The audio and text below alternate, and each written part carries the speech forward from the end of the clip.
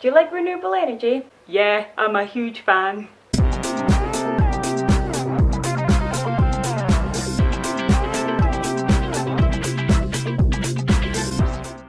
Welcome to Science with Steph, the show where I think way too much about the world around us and then share the best bits with you guys. Imagine a world without electricity.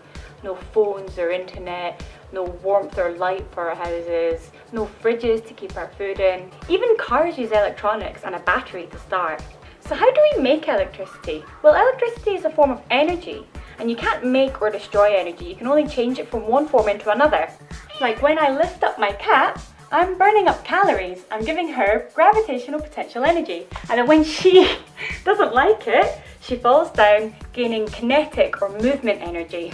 Electricity is generated when you change a magnetic field over a wire. This is most commonly done by having coils of wire spin inside big permanent magnets. So to generate electricity, we need to spin some stuff really fast.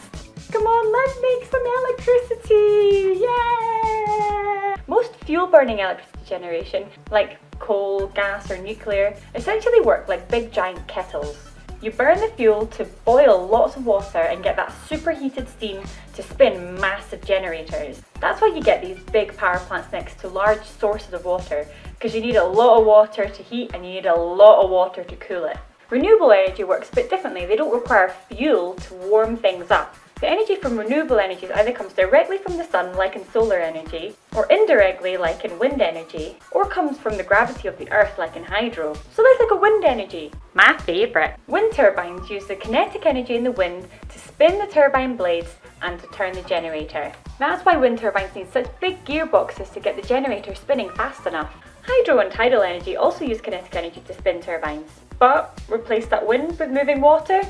Hey presto, right? Pumped hydro can act as both a battery and a generator. Using two big lakes, one low down and one high up, we can charge up the battery by pumping the water up into the top lake. And when we need that electricity, we can send that water coursing back down again, generating electricity within milliseconds. And then lastly, we have solar energy, which gets electricity directly from the sun. The sun's rays carry energy in the form of photons, which gets absorbed by the solar panels and then frees up an electron in the special material. They move across the panel like a metal, creating a voltage. This electricity, when it's created, is normally stored in a battery and then used when needed. Excuse me, Steph, but surely you just can't convert all that energy into electricity at once? Ah, you're spot on as ever, cynical Steph. Thanks for reminding me. Now, every conversion of energy from one form into the other isn't 100% efficient. You lose some of that energy in the form of heat or sound. This is because of our frenemy, entropy. Entropy means that you can't convert energy in a form that's disorderly to something that's more orderly without putting more energy into the system. Entropy is the reason why your headphones always seem to get tangled up in your pocket but never seem to just magically untangle themselves. And this means that actually a lot of energy gets lost in electricity generation process, usually in the form of heat. I mean, if you've ever seen a big power station, they always have massive cooling towers. If we recycled some of that heat back into electricity or into warming water for our homes, then we'd be able to make much more electricity with the resources that we have. Scientists and inventors are always finding new, more efficient ways to make electricity.